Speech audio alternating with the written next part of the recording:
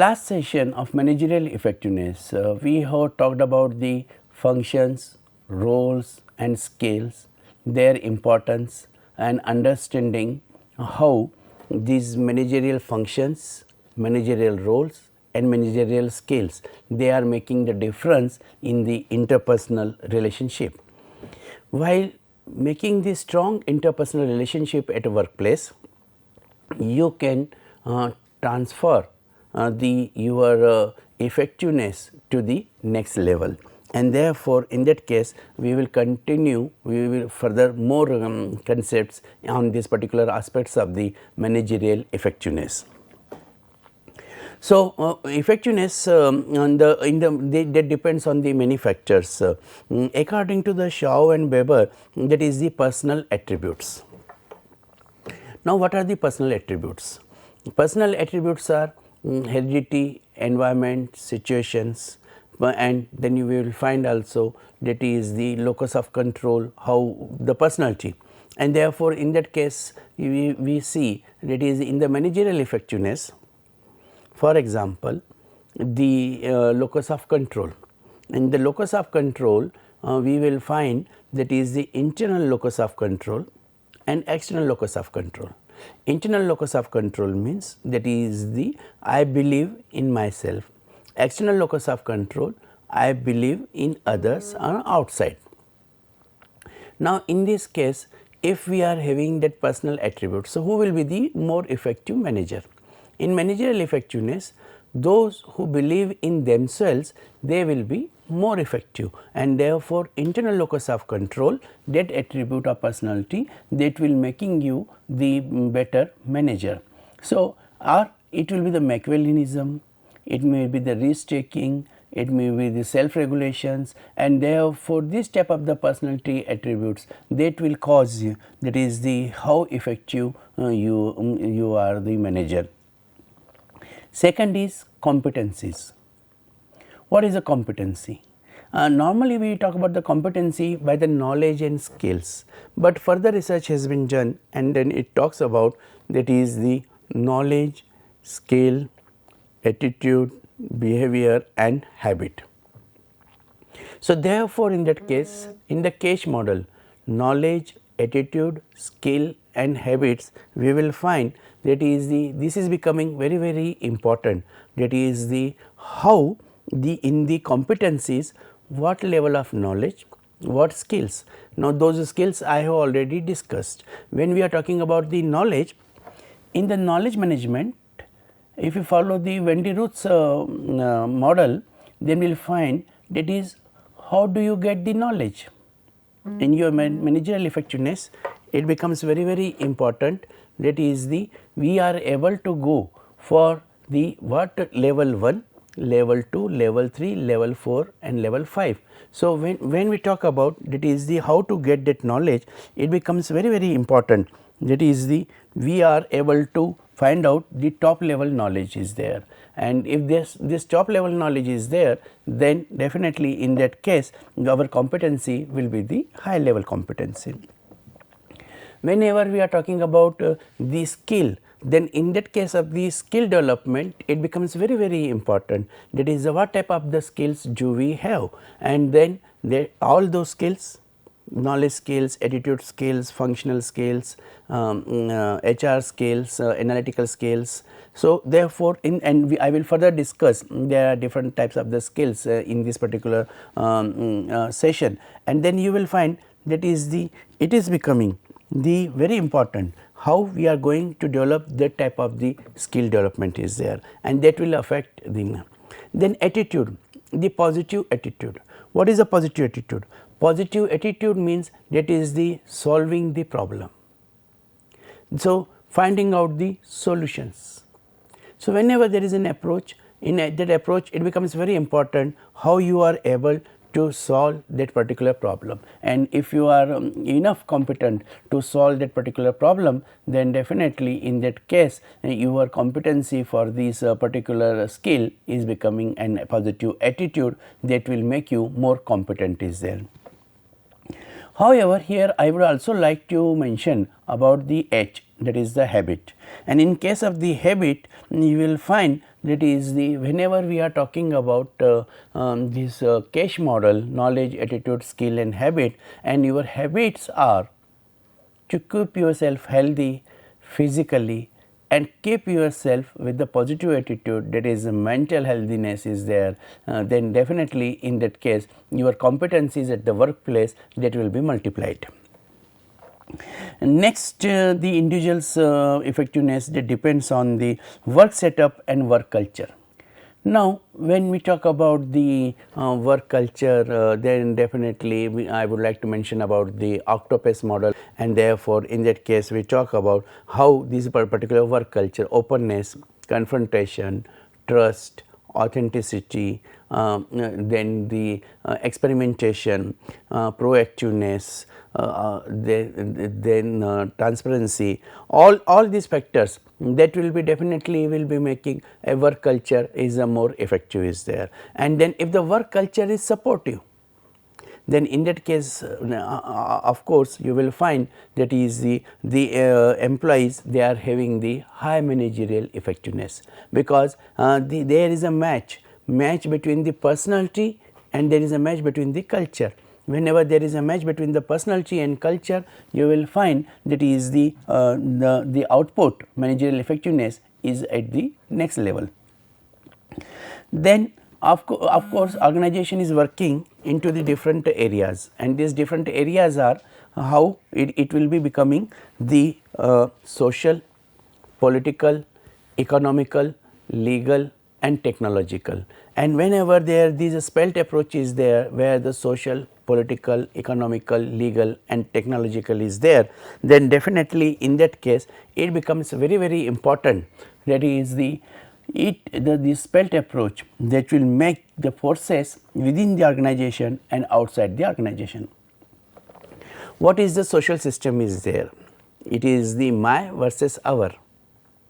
So, it is when an employee, he thinks this is my organization, fine, that is a good workplace, but when he says our organization, the culture is our, whatever the profit is there, it is our, whatever the losses are there, that is to ours, and therefore in that case that work culture, that work environment, then definitely that will solve the particular problem, and the more cohesive, more informative, more knowledgeable the practices are there, and that will build the culture of an organization.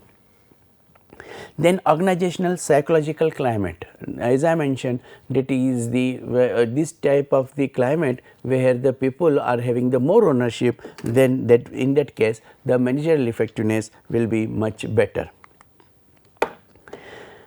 Now, we will like to take the certain the formal definitions in case of this managerial effectiveness, and readiness. First, I would like to take the readiness definition.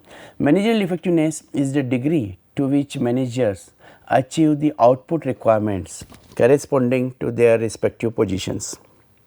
So, therefore, it becomes very important, that is the whatever the managers the achievement is there, right, or whatever there is the output requirement is there, and then it is proportionate to their respective positions are there. So, higher the level of the executive, higher will be the achievement level and higher will be the output. Middle management level people, they will having the moderate this particular output and then particular achievement level. And when we are talking about the lower level management, and therefore naturally there the targets will be as comparatively, the responsibilities will be lower as compared to the middle management and the top management. Kirchhoff in 1977 talks about it is the act of fulfilling multiple expectations rather than optimizing one objective.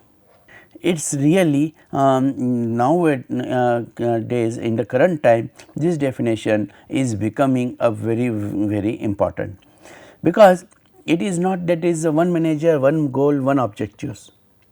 There are the multiple goals and multiple objectives, and therefore in that case if you are going for the deciding the objectives, in a different manner, it becomes very, very important. That is the how many goals and objectives you are responsible for. Nowadays, a manager is responsible for multiple tasks, and therefore, his objectives are also becoming multiple. In a systematic structured organization, these different goals or different objectives, they are interconnected. They are not contradictory, they are not the conflicting interest, right, rather than they are supporting each other and creating the one pyramid of success. So, therefore, it becomes but multiple tasking is required.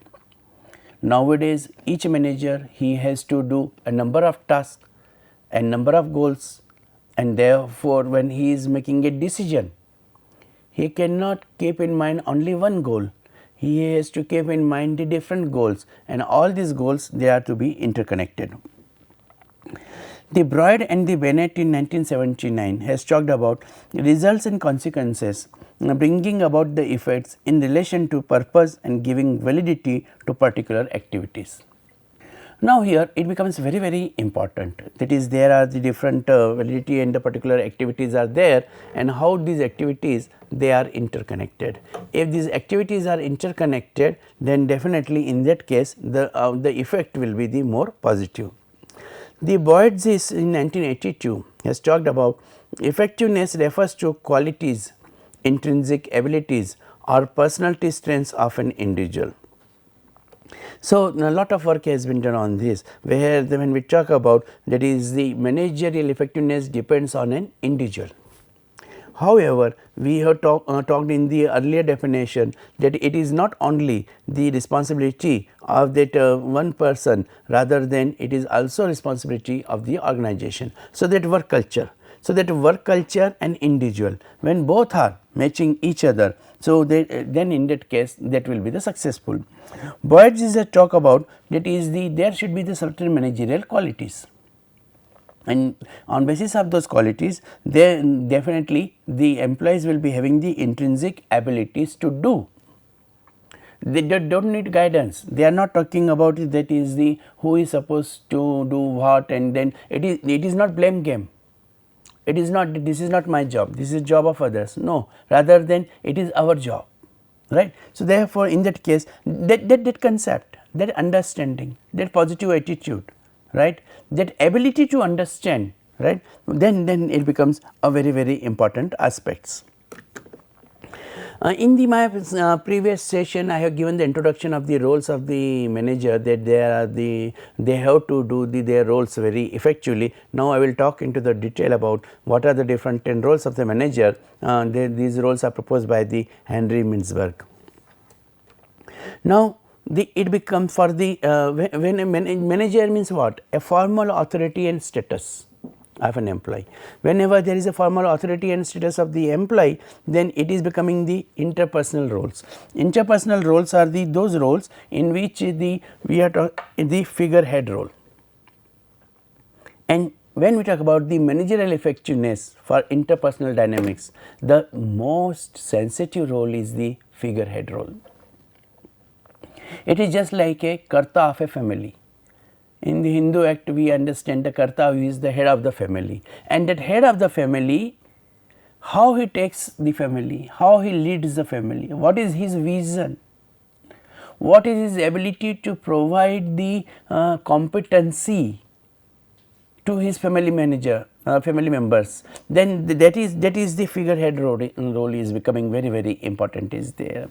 So, he is the leader, like a leader in a family, right, that leads the family, maybe the mother or maybe the father, and therefore, similarly that leadership, whether it is the need satisfying theory, or it is the situational theory of leadership, or it is the path goal theory, or this is the trait theories or the behavioral theories, right. So, there and mix of all, because like in a family you cannot have the one style of leadership, it will vary as per the situation. Similarly, in the organization also, this manager will have the leadership role, and that leadership role will be the figurehead role, and therefore, in that case it becomes very, very important. Third role is, that is the liaison role. Simple example is, in the family, how do you have the relationship with the neighbors? How do you have the relationship with your other relatives, those who are not the first member of the first family. So, therefore, in that case it is the interpersonal role of the manager that plays a very, very important. If you want to develop the managerial effectiveness, then you have to develop the ability to play the interpersonal roles very efficiently. It means you should be competent figurehead, you should be the competent leader, and you should have a competency in maintaining the liaison with others. When we are talking about the informational roles are the monitor roles, right? Then the disseminator roles and the spokesman's role is there. In this case, we will find out that is the, whenever we are talking about, that is the informational roles, that is the how do you monitor. Are you able to monitor your role very efficiently? You are a regulator, in that case that is the how you are communicating the information, what message you are communicating, whether to your family or whether to in your organization, to your organizational members, and therefore, in that case it will become the, that is the how you are communicating in your organization. And whatever information you receive, whether it is a positive or negative, then question arises the disseminator, that is the whether the information has been positively communicated or it has not been communicated, and therefore, that will be the role of a disseminator. And third will be the spokesman, and in the spokesman this will be the responsibility of the individual, that is the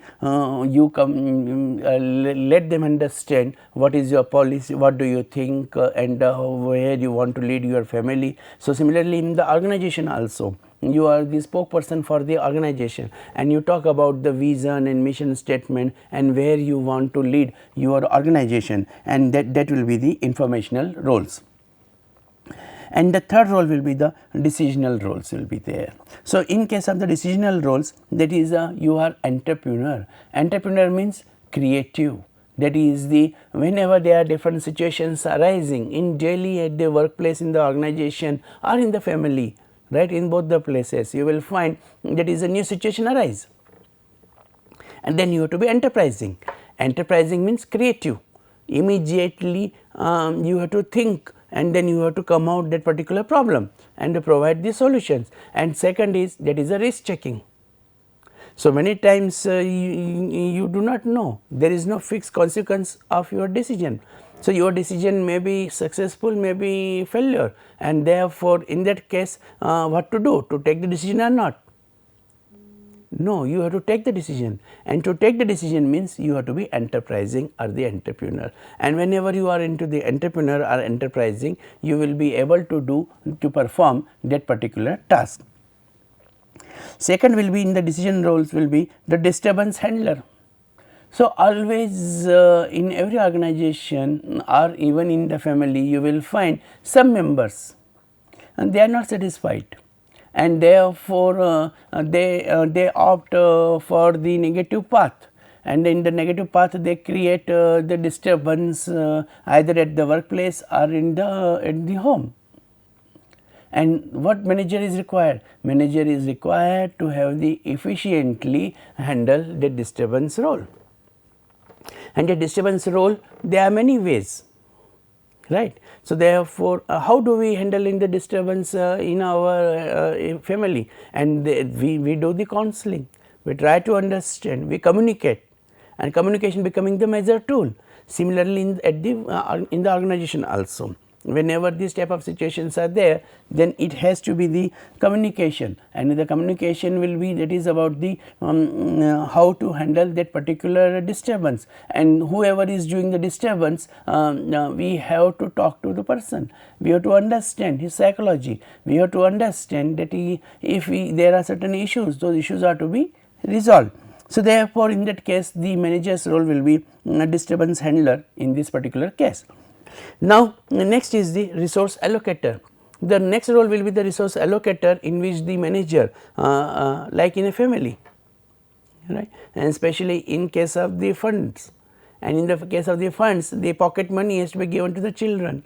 Then how much pocket money has to be given, how much the money has to be used for the grocery, how many has to be kept for the unforeseen incidences. Similarly, in the organization also there are the different resources, and therefore, whether it is for the man, machine, material, money, method and minutes, or the unforeseen situations, right, and the legal obligations, then definitely in that case you have to manage the money, and that the resource allocation will be there. Then there is a negotiator, and the negotiator is that is the whenever there this type of the decision has to be taken, and then like for investment of money, right, or negotiating with the unions and union leaders and deciding that is the how there should be the negotiation to take a decision, and that can be on the basis of that is the give and take. So, one should be a good negotiator also. So, if the person is the good negotiator, then definitely it will be a very important aspect, where the negotiation zone, like when we talk about the negotiation, we talk about that is there will be this particular era, and in this particular era you will find that is the there is the A and B, and in the case of the A and B, this is A and this is B. In case of the A and B, the A is ready to go up to here, this unit, and B is ready to go up to this unit. So, where is the bargaining zone? So, bargaining zone is here. What we have to learn is that is the whenever we talk about the managerial effectiveness, the skill which is required, and then if you want to retain the relationship. A very simple example is between the management and union. So, naturally both have to work together for the growth of the organization, and there will be certain demands from the union, there will be certain agreement from the side of the management, and therefore, naturally there will be certain demands which management cannot approach. There will be the certain offers from the management which the union may not like to go, and then in that case not this zone and not this zone. So, then in this zone there is a requirement. So, what is important? Important is this, that is the manager to maintain the relationship should be able to create that bargaining zone. However, practically it is very difficult, because I was also the labor officer for so many years, and then we find that is a practical for it is becoming difficult, that is the how to develop this type of bargaining zone. But yes, if you are skillful, your interpersonal relationship is good, the people will try to understand. Your image building, it plays a very important role, because if you are having the positive image building, people will understand, you will not cheat. Whatever you are saying, that is the real condition of the organization, and therefore, in that case they will accept you. So, that acceptance of the leader, it comes through that is the how the person is having the image, that social image, and therefore, while playing these roles, the manager with this is formal authority and status as an interpersonal role. In interpersonal role, there is, as I mentioned, figurehead, leader, liaison role, or the informational roles, that is a monitor, disseminator and the spokesman. Then finally, the decision roles, that is the how the person is taking the decision as an enterprising, as a disturbance handlers, as a resource allocator and negotiator. And therefore, in these decision roles, you will find it is becoming very interesting, that is the this particular role where he has to take the decisions and more creative. Here he is the more creative, here he is more responsible.